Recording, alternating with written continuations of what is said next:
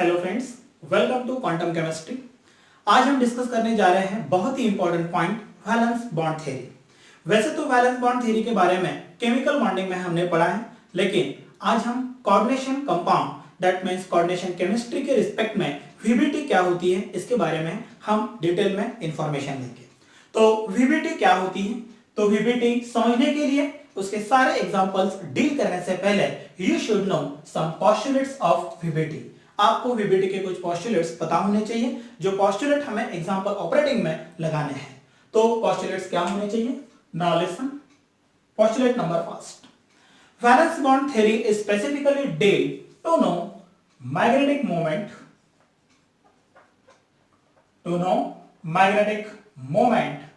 and geometry of molecule. Magnetic moment and geometry of molecule. That means VBT specifically deal to know magnetic moment and geometry. वो coordination complex उसकी geometry क्या होगी और उसकी magnetic moment, that means magnetic moment से पता चलेगा वो पैरामैग्नेटिक है या डायमैग्नेटिक है, इसके बारे में information according to first postulate magnetic moment and geometry.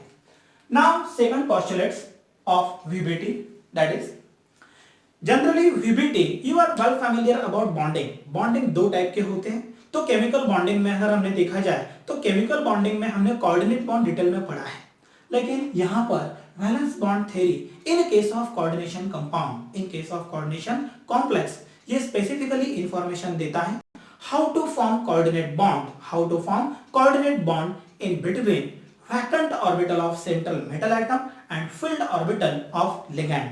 That means it explain the formation of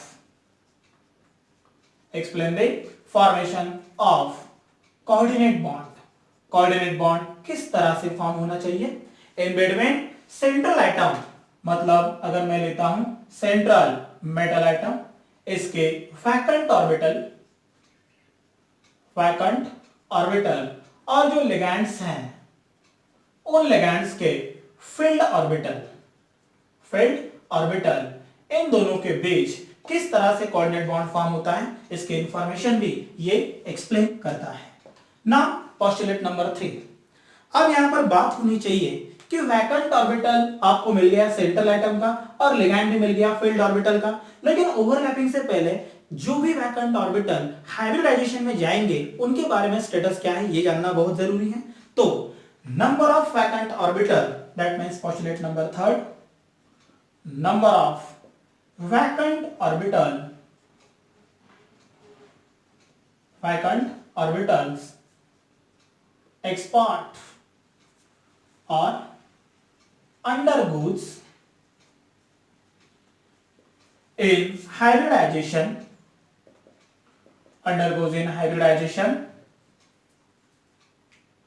equal to number of hybrid orbital formed. Number of hybrid orbitals formed. That means आप यहां पर देख सकते हो कि यहां पर कोऑर्डिनेट बॉन्ड बनाने के लिए सेंट्रल मेटल एटम के जितने वैकेंट ऑर्बिटल पार्टिसिपेट करेंगे उतने ही वहां पर हाइब्रिड ऑर्बिटल बनेंगे और फिर वो हाइब्रिड वैकेंट ऑर्बिटल लिगैंड के फील्ड ऑर्बिटल के साथ ओवरलैप होकर कोऑर्डिनेट बॉन्ड बनाया जाएगा। इस तरह से यहां पर कोऑर्डिनेट बॉन्ड बनता है। तो यहां पर एक बात और भी क्लियर हो जाती है कि number of vacant orbital undergoes in hybridization is equal to number of hybrid orbital. That means number of vacant orbital are exactly equal to coordination number of that complex.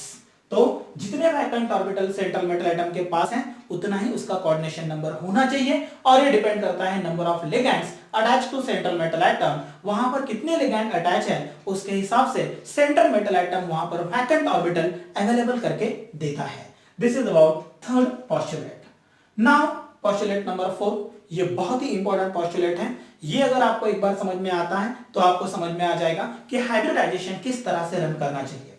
तो यहां पर पोस्टुलेट नंबर 4 में मैं बताऊंगा how to form inner orbital complex and outer orbital complex. जैसे कि मैं पहले बताता हूं इनर ऑर्बिटल कॉम्प्लेक्स के बारे में। इनर ऑर्बिटल कॉम्प्लेक्स और you can write low spin complex. Low spin complexes. आप यहां पर देख सकते हो, अगर हाइब्रिडाइजेशन में inner, if in any hybridisation inner orbital,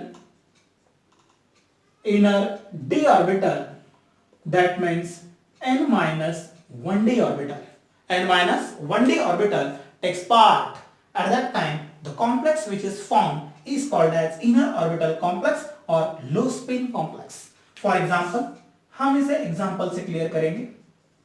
3D, आपको पता है number of d orbital are 5, therefore 1 2 3 4 and 5, after then 4s 4p, p में होते हैं 3 ऑर्बिटल, और यहां हम देख सकते हैं 4d, once again 5 orbital, once again 5 orbital. तो मैंने यहां पर कहा इनर ऑर्बिटल कॉम्प्लेक्स और लो स्पिन कॉम्प्लेक्स, तो आप देख सकते हो n-1d ऑर्बिटल, यहां पर d दो टाइप के हैं, एक 3d और एक 4d।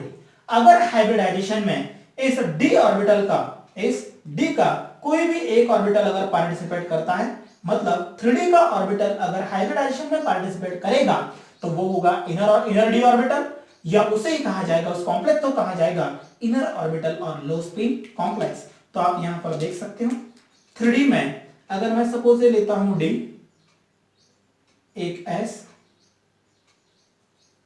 और ये लेता हूं यहां पर 3p, तो ये होगा यहां पर what, D sp3 hybridisation, D sp3 hybridisation, और इसे कहा जाएगा low spin complex, low spin complex. But instead of अगर मैं लेता हूं दूसरा वाला नंबर 5, आउटर ऑर्बिटल कॉम्प्लेक्स,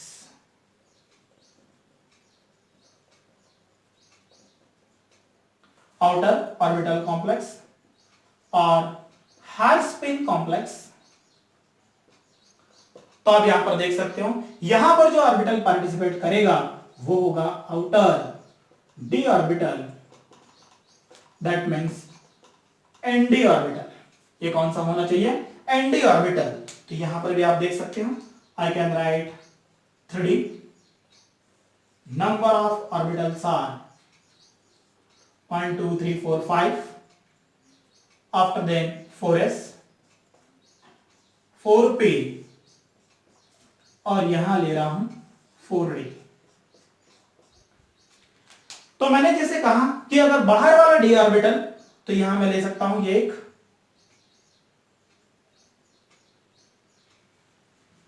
आप यहां पर देख सकते हो एक 4s 3 4p और एक d, तो यहां पर ये बना है sp3d हाइब्रिडाइजेशन, sp3d हाइब्रिडाइजेशन। इसका मतलब such type of complex is called as high spin complex,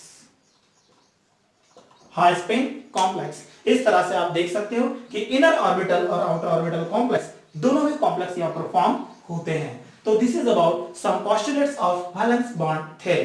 तो यहां पर एक बात क्लियर हो चुकी है कि मैग्नेटिक मोमेंटम ज्योमेट्री डील करने के लिए इसे यूज करते हैं। ये कोऑर्डिनेट बॉन्ड कैसे फॉर्म होता है इसके बारे में इंफॉर्मेशन देता है। नंबर ऑफ वैकेंट ऑर्बिटल जितने undergoes in hybridisation, equal number of hybrid orbitals get form, और ये दो टाइप के कॉम्प्लेक्स बनाता है, एक इनर ऑर्बिटल कॉम्प्लेक्स, एक outer orbital complex. Inner orbital complex को ही लो स्पिन कॉम्प्लेक्स कहा जाता है, तो आउटर ऑर्बिटल कॉम्प्लेक्स को हाई स्पिन कॉम्प्लेक्स कहा जाता है। इनर ऑर्बिटल में जो d ऑर्बिटल यूज होता है, the d orbital specifically from n-1d, इसका मतलब ये 3d का d होगा, और आउटर ऑर्बिटल या हाई स्पिन में जो यूज होगा वो d ऑर्बिटल हमेशा 4d या आउटर ऑर्बिटल का d होगा, इसीलिए ये फॉर्म करेगा इनर और आउटर ऑर्बिटल, और इसी से इसकी ज्योमेट्री डन होगी कि इसकी ज्योमेट्री क्या होनी चाहिए। तो अगर ज्योमेट्री की हम बात करते हैं, ज्योमेट्री की, बस स्क्रीनशॉट निकाल सकते हैं।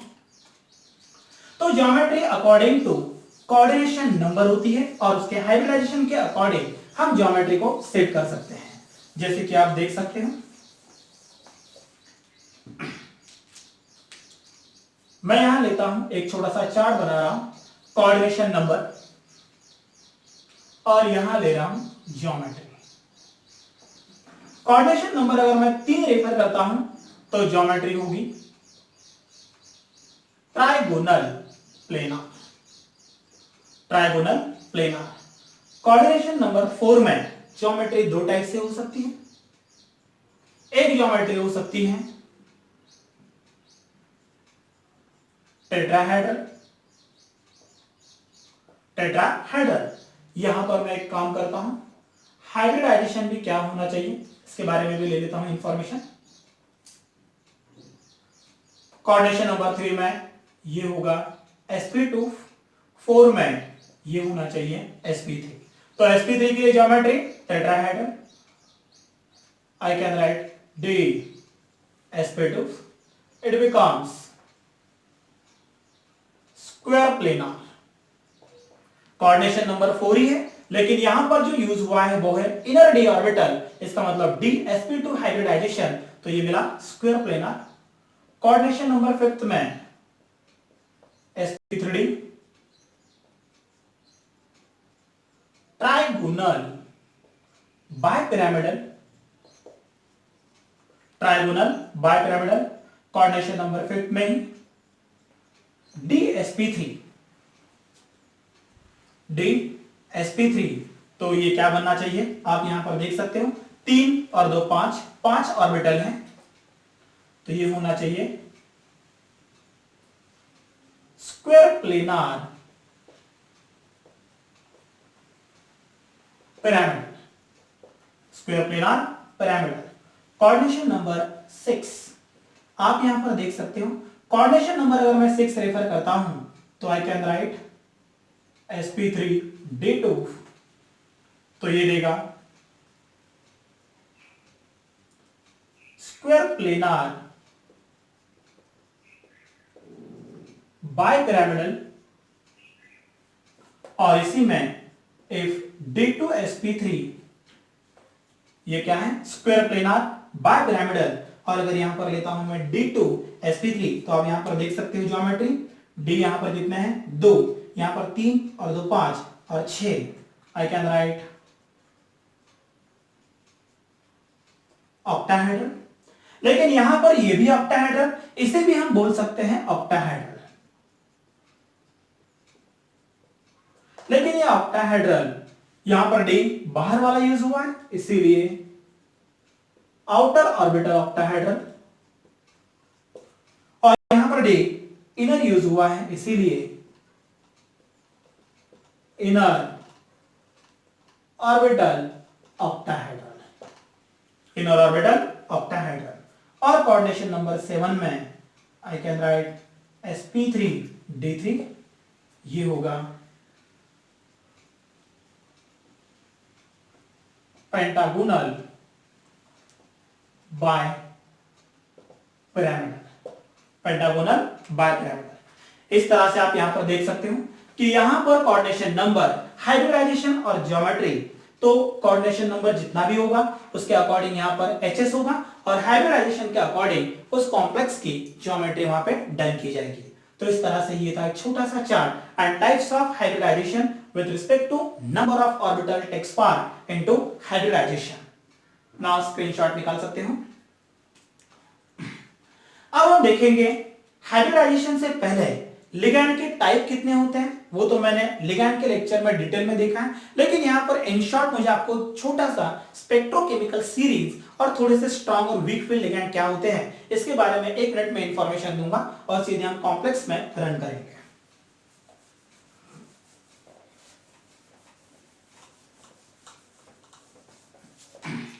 नाउ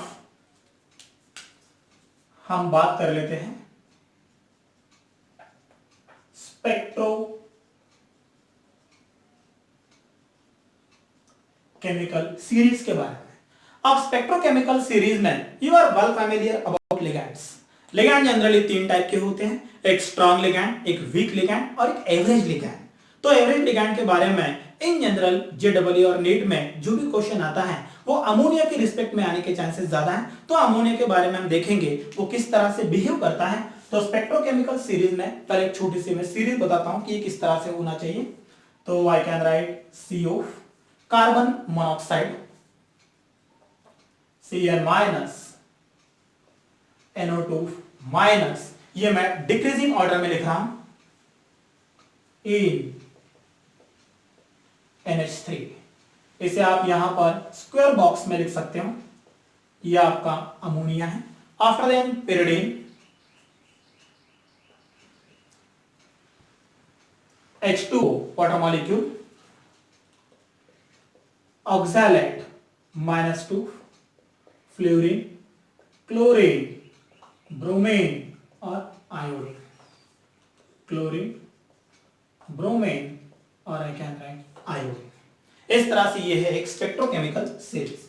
तो आप यहां पर देख सकते हो कि यहां पर कार्बन मोनोऑक्साइड से लेके इन तक, en means ethylene diamine, these are strong field ligand. ये स्ट्रॉन्ग फील्ड लिगैंड है, इसे मैं लिखता हूं SFL के फॉर्म में। यहां पर pyridine से लेके आयोडीन तक, these are weak field ligand, इसे लिखता हूं मैं WFL, इस तरह से। और जो यहां पर अमोनिया दिया है, that ammonia is average ligand, ये एवरेज लिगैंड है। इसका मतलब ये स्ट्रॉन्ग भी एक्ट होता है और ये वीक भी एक्ट होता है। तो यहां पर एक छोटा सा चार्ट बनाता हूं, डायग्राम 8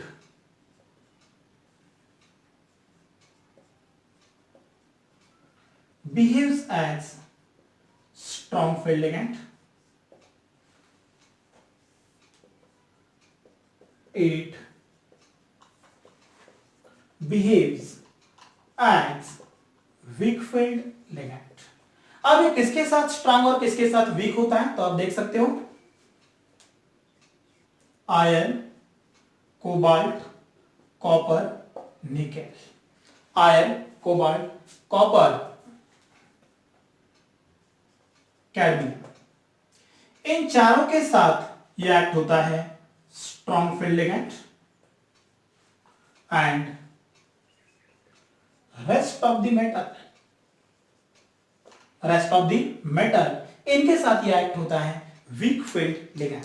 मतलब आपको खास ध्यान में रखना है अमोनिया के बारे में कि अमोनिया यहां पर एवरेज लिगैंड है। अगर किसी कॉम्प्लेक्स में ये 4 सेंट्रल एटम होते हैं, इसका मतलब आयरन, कोबाल्ट, कॉपर और कैडमियम, इन चारों में से कोई भी एक अगर वहां पर कॉम्प्लेक्स में सेंट्रल एटम है, तो वहां पर ammonia behaves as a strong field ligand. और यहां पर अगर वो इन चारों के अलावा किसी दूसरे के साथ है, तो ammonia behaves as a weak field ligand. फिर आप सोच रहे होंगे कि ये स्ट्रॉन्ग फील्ड एक्ट होना, वीक फील्ड एक्ट होना, ये एक्चुअली है क्या? तो यहां पर सीधे सी एक बात है, अगर वो स्ट्रॉन्ग फील्ड एक्ट होता है, if it behaves like a strong field ligand, then electron pairing takes place। तो ऑर्बिटल में क्या होगा, इलेक्ट्रॉन की पेयरिंग हो जाएगी।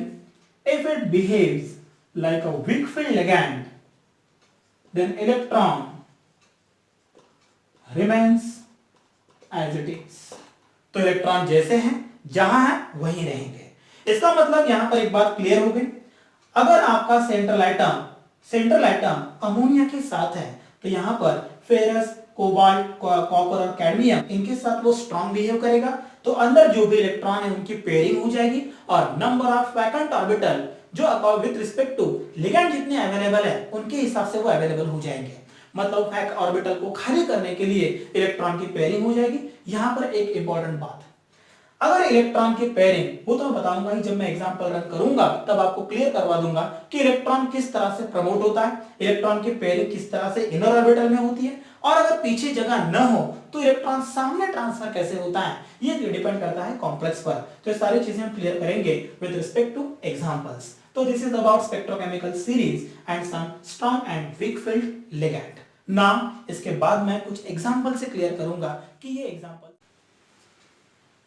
जैसे कि हमने वैलेंस बॉन्ड थ्योरी में स्पेक्ट्रोकेमिकल सीरीज डिस्कस कर ली, और स्पेक्ट्रोकेमिकल सीरीज यहां पर आपके सामने है। जैसे आप देख सकते हो कि कार्बन मोनोऑक्साइड से लेके यहां पर हैलाइड तक, यहां पर अमोनिया आपका एवरेज है, और ये एवरेज लिगैंड होने के रीजन से इन चारों के साथ ये स्ट्रॉन्ग फील्ड लिगैंड एक्ट होगा, और बाकी एलिमेंट के साथ ये एक्ट होगा व्हाट, वीक फील्ड लिगैंड।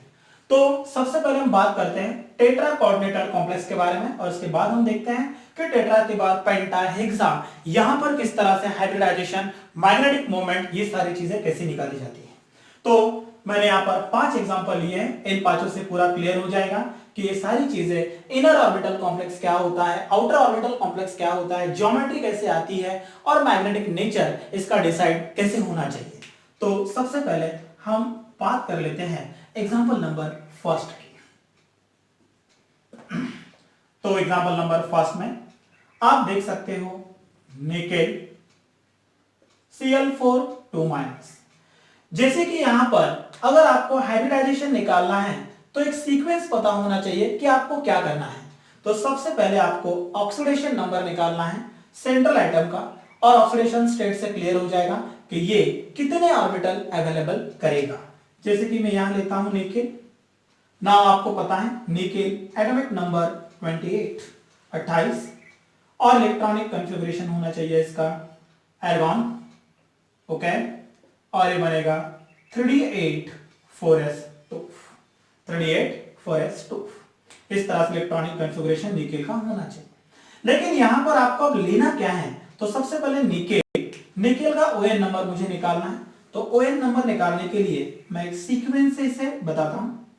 इसे मान लिया मैंने x +4, क्लोरीन पे चार्ज होता है -1, ओके।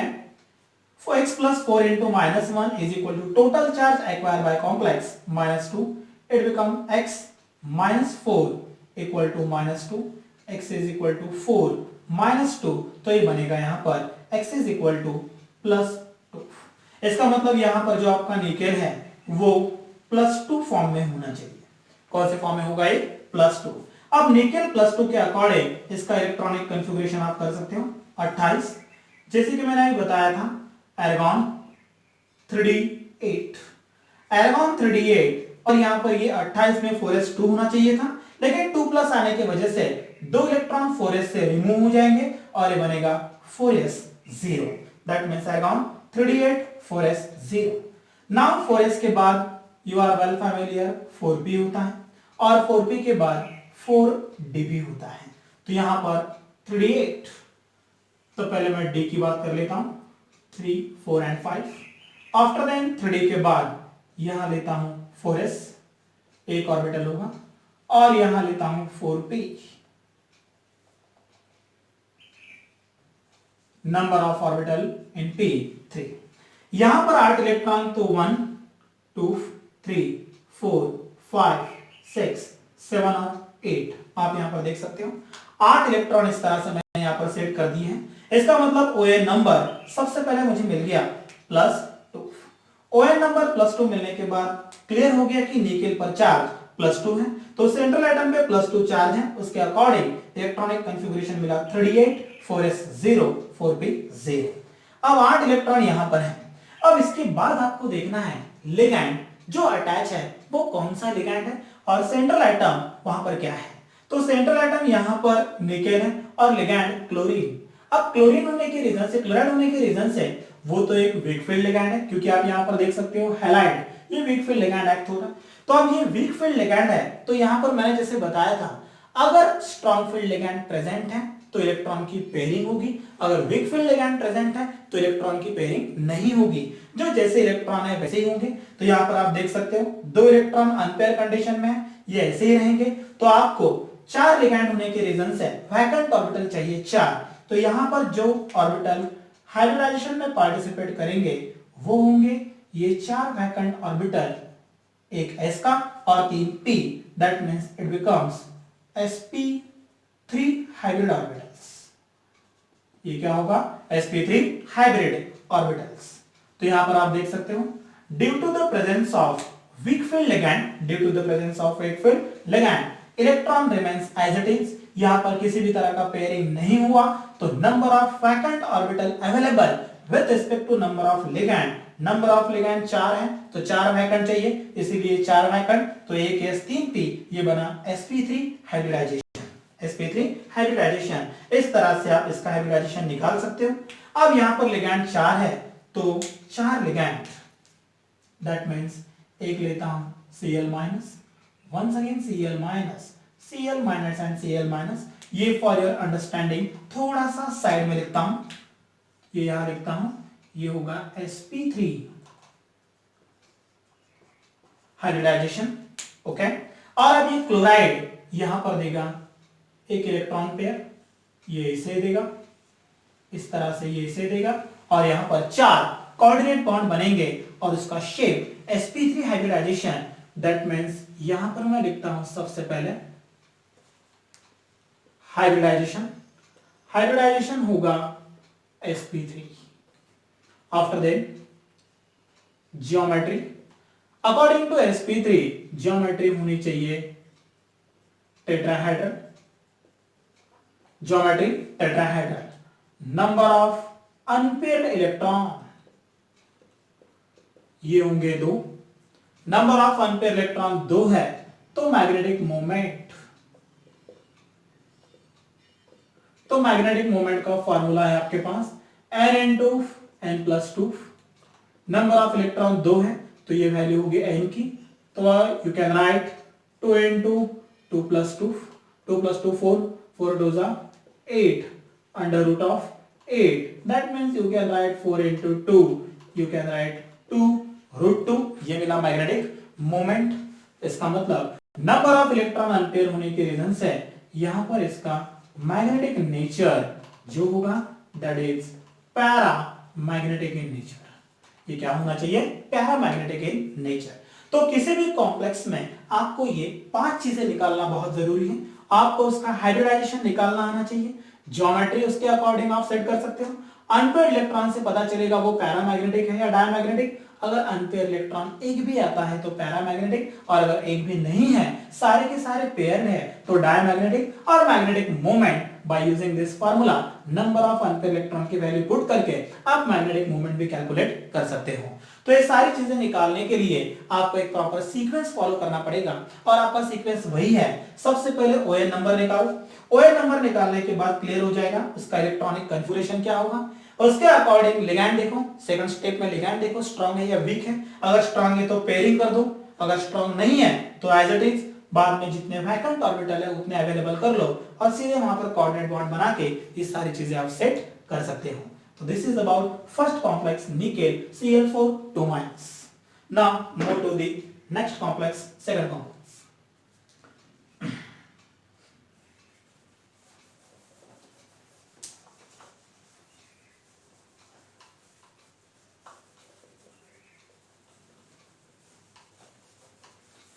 अब हम बात करते हैं सेकंड कॉम्प्लेक्स के लिए। तो आपके पास अब सेकंड कॉम्प्लेक्स है निकेल Cn4 2 minus। यहां निकेल Cn4 है। सबसे पहले सेंट्रल एटम का ON number 4 into -1 is equal to -2 x -4 -2 x is equal to कितना आना चाहिए? +2। इसका मतलब एक बात क्लियर है, यहां पर आपका निकेल +2 होना चाहिए। देयरफॉर निकेल +2 ये होगा एर्गॉन 38 4s0। अगर यहां पर 38 है, ये 5 unpair orbital, after then 4s 4 पे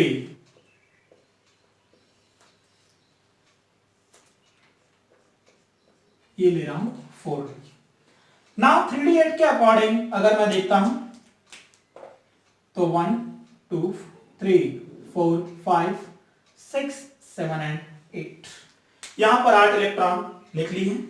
अब आप देख सकते हो कि सेंट्रल एटम का ON नंबर निकालने के बाद 2 इलेक्ट्रॉन अनपेयर आ रहे हैं, और मुझे क्या चाहिए? मुझे चाहिए hybridization. After then geometry, unpaired electron,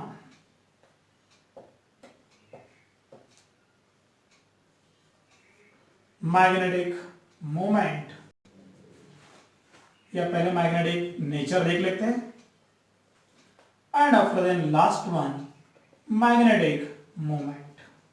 इतनी सारी चीजें यहां से क्लियर चाहिए। 8 इलेक्ट्रॉन के बाद अब लिगैंड देखो साइनाइड Cn- जो स्ट्रॉन्ग फील्ड लिगैंड है, स्ट्रॉन्ग फील्ड लिगैंड है मतलब एक बात तो क्लियर है, इलेक्ट्रॉन की पेयरिंग होगी। That means I can write due to presence of strong field ligand electron pairing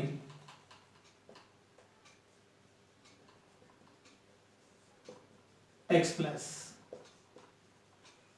electron की पेयरिंग होगी, इलेक्ट्रॉन की पेयरिंग होगी मतलब क्लियर है, इलेक्ट्रॉन यहां से शिफ्ट होके यहां चला जाएगा। तो यहां पर आपको क्या मिलेगा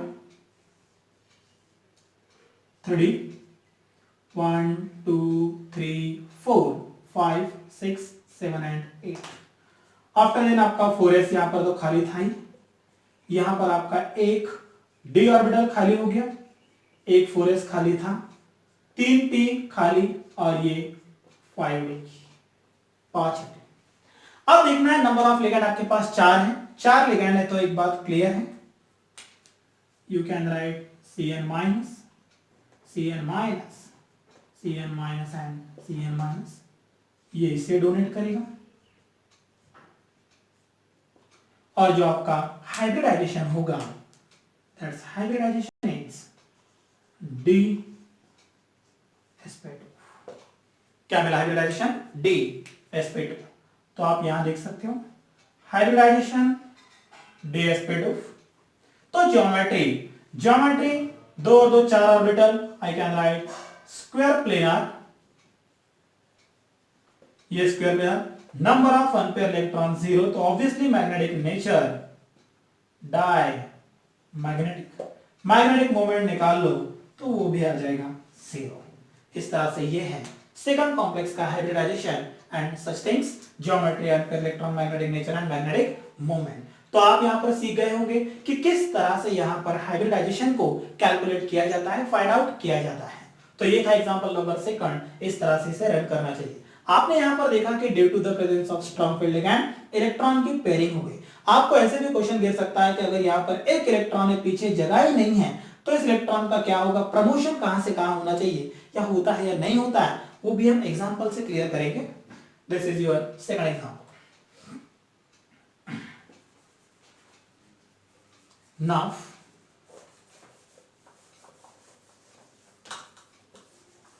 अब बात कर लेते हैं एग्जांपल नंबर थर्ड के। थर्ड में जिंक NH3 4 यहां पर 2+, same case x plus 4 into ammonia पे charge 0 equal to +2, x is equal to +2। तो यहां पर इस केस में जिंक 2+ होगा। तो जिंक अगर 2+ है तो बात क्लियर है, एर्गॉन 3D, ये होना चाहिए था एक्चुअली 3D10 4s2। ये किस तरह से होना चाहिए था, जिंक का एटॉमिक नंबर यहां पर 30 है, 30 है तो ये हो गया 18 और 10 28, 3D10 और यहां पर 4s2, 2 इलेक्ट्रॉन यहां 4s से जा चुके हैं तो ये बनेगा यहां पर 4s, वंस अगेन 4p और ये होगा 4d। तो ये लिखता हूं d के 5 orbital, after then 4s 4p और ये 4d। यहां पर देख सकते हो कि ammonia in general average ligand और अमोनिया आयरन, कोबाल्ट, कॉपर और कैडमियम के साथ एक्ट होता है स्ट्रॉन्ग फील्ड, बाकी के साथ एक्ट होता है वीक फील्ड। तो यहां पर जिंक होने की रीजन से ऑब्वियसली ये वीक फील्ड लिगैंड होगा। ये 10 है मतलब 1 2 3 4 5 6 7 8 9 और 10। तो यहां पर ये लिगैंड भी 4 है, तो 4 लिगैंड यहां अवेलेबल करके देता हूं मैं। तो ये होगा यहां पर एक NH3, वंस अगेन ये 4 NH3, इनके पास एक एक लोन पेयर, ये इसे डोनेट करेगा और इस तरह से ये हाइब्रिडाइजेशन बना sp3, ये बना sp3। तो आप यहां पर देख सकते हो hybridization in this case,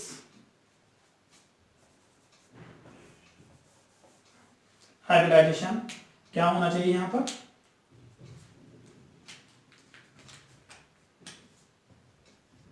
sp3 geometry tetrahedral, unpair electron zero, diamagnetic paramagnetic nature नहीं होना चाहिए, डायमैग्नेटिक नेचर होगा, मैग्नेटिक मूवमेंट भी होगा zero. In this way you can find out this most important thing. Now example number 4, 4 is very important example. Sequence वही होगा x plus 4 into 0 equal to plus 2, x is equal to I can write plus 2। मतलब यहां पर एक बात clear है कि copper plus 2 होना चाहिए।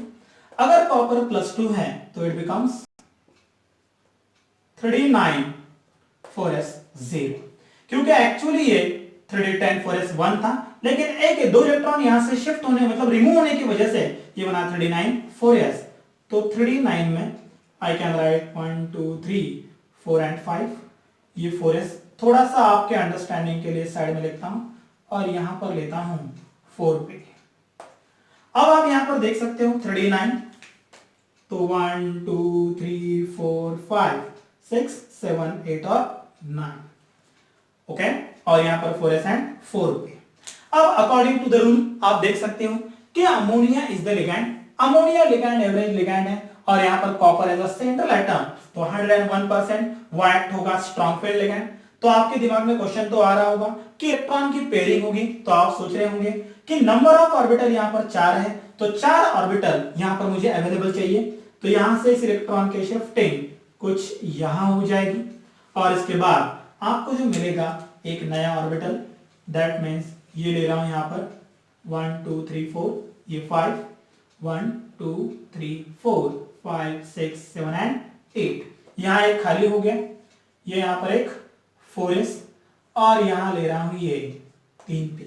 एक इलेक्ट्रॉन यहां से यहां शिफ्ट हो चुका है, तो available number of orbitals are 4, that means you can write ammonia NH3 NH3 NH3 and NH3, ये इसे डोनेट करेगा।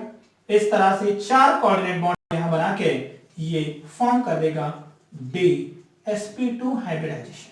इस तरह से आपने सोचा होगा, तो आपने सोचा होगा हाइब्रिडाइजेशन बना sp2, तो ज्योमेट्री ऑब्वियसली क्या होनी चाहिए इसकी, square planar, number of unpair electron 1, और मैग्नेटिक नेचर आपने लिखा होगा para magnetic, magnetic nature is para magnetic. लेकिन यह एनोमलस बिहेवियर, ये यहां पर आपको समझ में आना चाहिए कि देखिए कॉपर, अभी इस लेवल पर कॉपर का ON नंबर कितना है, +2। When one of the electron due to the strong field ligand if transfer या promote, अगर एक इलेक्ट्रॉन यहां से 4p में शिफ्ट होता है, तो एक बात तो क्लियर है कि ये 4p में अगर जा रहा है मतलब ये सेंट्रल न्यूक्लियस से बहुत ज्यादा दूर है। अगर वो दूर है तो उसके लूज होने के चांसेस भी उतने ही ज्यादा है। इसका मतलब कॉपर 2+ इजीली ऑक्सीडाइज हो सकता है, और अगर कॉपर 2+ का एक इलेक्ट्रॉन लूज होता है तो ये बनेगा कॉपर 3+, और कॉपर 3+ ये पॉसिबल नहीं है, ये पॉसिबल नहीं है। तो कॉपर 3+ पॉसिबल नहीं है, इसका मतलब एक बात क्लियर है कि ये हाइब्रिडाइजेशन यहां पर जो मिला है, ये हाइब्रिडाइजेशन इसका हाइब्रिडाइजेशन नहीं होगा। ये बात सबसे पहले ऑब्जर्व की हगिंस ने। तो Huggins, according to Huggins, copper 2+ to copper 3+, ये पॉसिबिलिटी इसकी वजह से बढ़ जाती है, लेकिन कॉपर 3+ पॉसिबल न होने के रीजन से ये प्रमोशन भी नहीं होगा। तो इसका हाइब्रिडाइजेशन अकॉर्डिंग टू हगिंस जो दिया हुआ है वो देखिए किस तरह से है। ये आपके 3D के 5 ऑर्बिटल,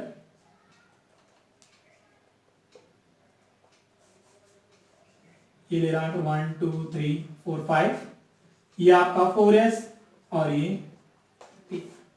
तो 3D में 1 2 3 4 5 6 7 8 और 9, तो यहां पर मुझे अवेलेबल चाहिए 4 ऑर्बिटल, और यहां पर ये जो मैं p बता रहा हूं आपको 3, ओके, और आफ्टर देन यहां होंगे d 5।